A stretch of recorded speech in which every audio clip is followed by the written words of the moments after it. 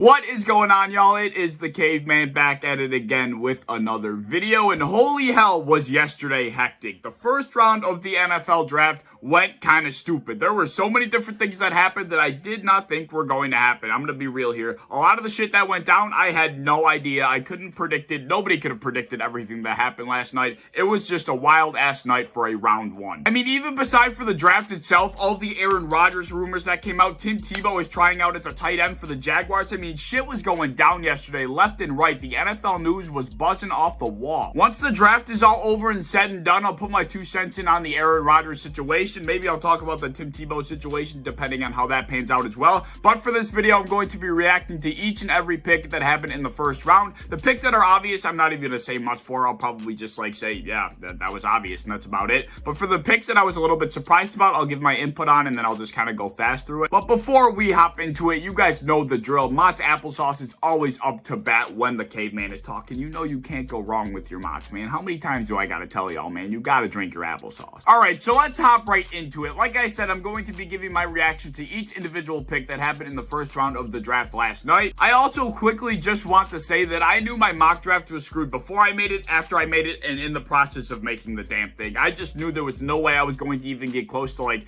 30% of the actual draft right with my mock draft. It's just way too hard to predict this shit, man. There was so much that went down last night that it was mind-blowing. All right, so let's hop right into it. Trevor Lawrence to the Jaguars. Yeah, that's all I'm gonna say about that. Yeah, it's not too shocking. Zach Wilson to the Jets. Once again, you know, probably the second most predictable thing that happened all of last night. Trey Lance to the 49ers certainly was not the biggest surprise of last night, but it certainly was the better pick over Mac Jones. I thought for sure the 49ers were going to go with Mac Jones. I just had a feeling, but Trey Lance, in my opinion, was the better guy to go with. I think in everybody's opinion, he was the better guy to go with, and that is indeed who the 49ers chose. Kyle Pitts to the Falcons, not surprising whatsoever. I do think they should have been taking a quarterback, but that's just my personal opinion. They go with Kyle Pitts. The Bengals, what the fuck? I mean, the Bengals, I guess it makes sense to pair Jamar Chase with Joe Burrow once again to reunite them, but I mean, Joe Burrow was literally running for his life to the point where he tore his ACL because he just was getting attacked. Every single down, he was getting attacked. I thought for sure that if Kyle Pitts was not on the board, they were going to go with the lineman Penei Sewell,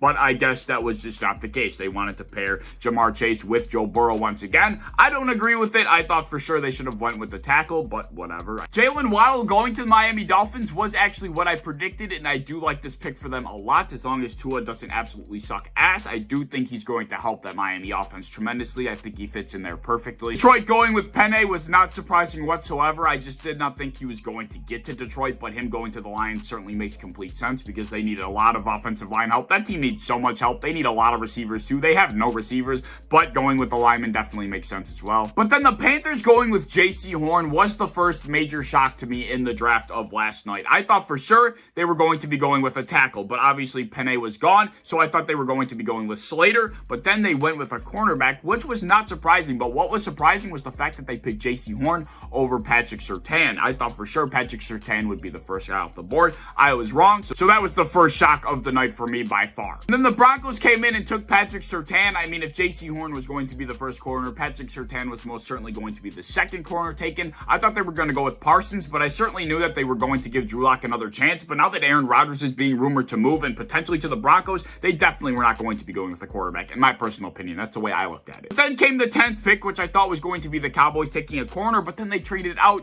and switched with the Philadelphia Eagles because apparently the Giants were hard set on taking a receiver, which I just do not simply agree with, but we'll get to that in a second. And they traded up to take Devontae Smith before he could get taken by the New York Giants at 11. So that was a good move. Hopefully they'll finally hit with a receiver in Philadelphia. They've been trying for years now. Maybe finally they'll actually hit with one. But then at 11 came the best move of the night in my personal opinion. The Bears traded up into the Giants spot to take Justin Fields. We all knew they needed a quarterback. That's been their biggest need for a while now, and they finally did the right thing, and I'm very, very shocked that they were able to go through with that, but they managed it. They took Justin Fields, and I'm very happy for the Bears, and I love Allen Robinson. If you're a fan of this channel, you would know I love Allen Robinson, and I love that he's finally going to be getting a quarterback. Hopefully it all pans out for them over there. So with the top two corners in Patrick Surtain and J.C. Horn being off the board, and the Eagles and the Cowboys flip-flopping. The Cowboys had no choice but to pretty much go with Micah Parsons. I think that made complete sense. The Chargers going with a tackle was not even close to surprising whatsoever. Then we got the Jets trading up into the 14th spot to get Elijah Vera-Tucker. They certainly needed the interior offensive line help, and they go up and grab that because certainly the Vikings would have, I think, or at least somebody would have taken him before he fell into the Jets at,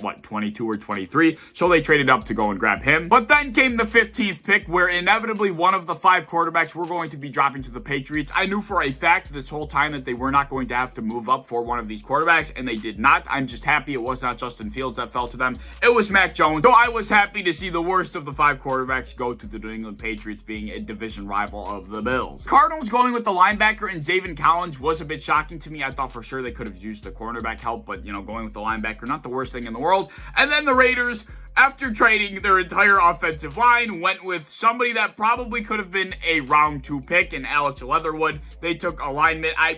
The Raiders are definitely the laughingstock of the first round. Those dudes, holy hell, fucking lost, man. Miami going with Jalen Phillips was one of the few picks I actually got right in my mock draft. The football team going with a linebacker, also not too surprising. It was either a linebacker or a lineman in my personal opinion, and ended up being a linebacker. And then came pick 20, where the Giants took Kadarius Toney after the Eagles swooped in and took Devonta Smith right out from under them. They went with Kadarius Toney at 20. I personally am not a fan of the pick whatsoever. I don't think they needed a receiver whatsoever. They have Kenny Galladay, Darius Slayton, and Sterling Shepard. I think that is more than a good enough wide receiver core. Kadarius Toney is certainly a guy that's very versatile. He can do a lot of different things. He's not necessarily just a receiver, but I do think they could have definitely gotten a lot of help in other places, and they didn't need a receiver of all places. I think that was the last place they needed to draft, but that's just me. Obviously, they don't give a shit what I gotta say. The Colts going with Kwity Paye was nothing too surprising or exciting whatsoever. I thought for sure they were going to be trading back, but they went with an edge. The Titans going with Caleb Farley definitely could be one of the biggest steals of the first round, because this dude, I've been saying, is the most talented corner in the draft. It's just his injury issues are very concerning for a lot of different teams, and I'm surprised that he went before Greg Newsome, but we all knew the Titans were going with secondary help. That was just bound to happen. And then the Vikings, since they traded out, they end up going with offensive line help as well. Once again, not too surprising. Najee Harris going to the Steelers was not surprising whatsoever. That was definitely the biggest rumor coming out of Pittsburgh, was the Steelers going with a running back, and Najee Harris was their first choice. Obviously, he was there, and that's who they went with. I'm just not too sure how the Steelers expect Najee Harris to improve their run game when their offensive line was ranked like 30th or something ridiculously low last season. I'm not sure how drafting a running back helps your offensive line get better. When you're not improving the guys in front of your running back, your run game is not going to improve. That's just common sense. I've been ragging on the Steelers for doing dumb shit for the last few months now. This is not surprising to me whatsoever. I don't think they have a clue what they're doing over in Pittsburgh, but that's just another conversation for another day. Najee Harris to the Steelers was the pick. Then came along pick 25, where half of Bills Mafia had their hearts shattered into a million pieces. Out of seemingly nowhere, where it was least expected, the Jacksonville Jaguars, after having undrafted free agent James Robinson break out last season,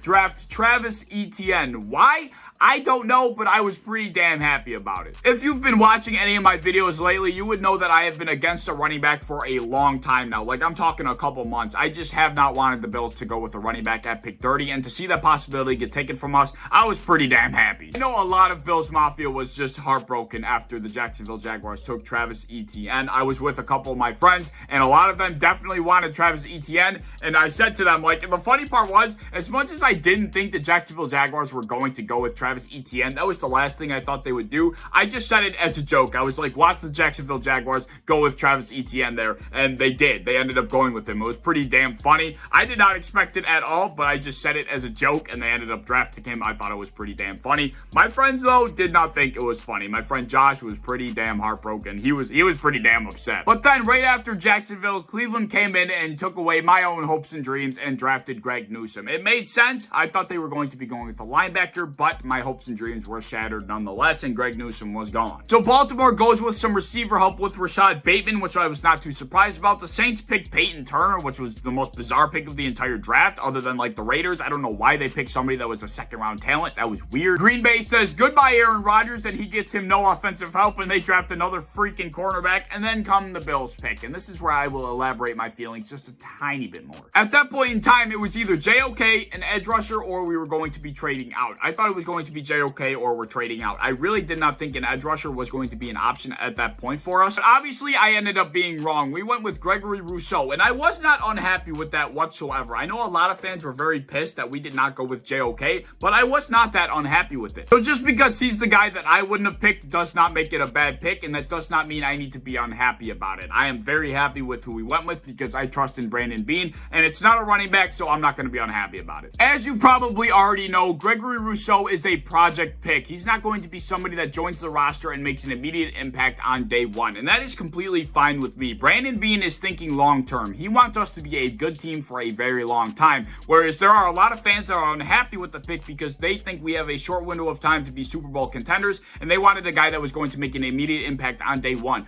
which is understandable. I don't hate that thinking whatsoever, but you can't hate what Brandon Beane is thinking either. Brandon Beane's past draft history includes Josh Allen, Tremaine Edmonds, Ed Oliver, and Gregory Rousseau now, so obviously he loves these kinds of players, and when you look at the bigger picture, it's truly not that surprising of a pick. So before you go hating on Gregory Rousseau, before you go hating on the choice, just realize that you got to trust the process, and this is not the first time that us as a fan base is unhappy with the pick. Josh Allen, we were all pissed about that pick. All 100% of us were pissed about Josh Allen, and now look at us. Like, now we love the dude. I was very happy with the first round of the NFL draft, and I'm excited to see what Gregory Rousseau turns into in the next couple of years. Now I can only hope tonight in the second round we go with Iafado Melifanu, my freaking boy. I hope to God he's still there. Hopefully, maybe we'll trade up for him. I hope and pray that he becomes a Buffalo Bill.